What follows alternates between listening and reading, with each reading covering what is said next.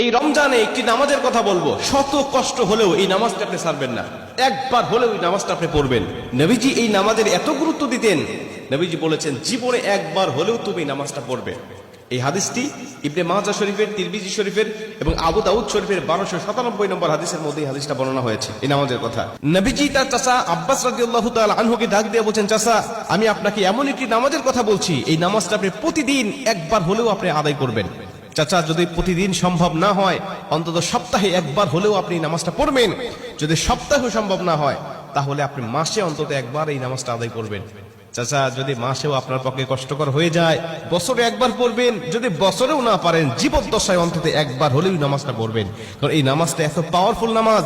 এই নামাজটা আদায় করার কারণে আপনার প্রকাশ্যে অপ্রকাশ্যে যত গুনাহ করেছেন, আপনার ইচ্ছায় অনিচ্ছায় যত গুনাহ করেছেন, আপনার অতীত জীবনে যত গুনাহ করেছেন, সব গুনাহ আল্লাহ আপনাকে ক্ষমা করে দিবে।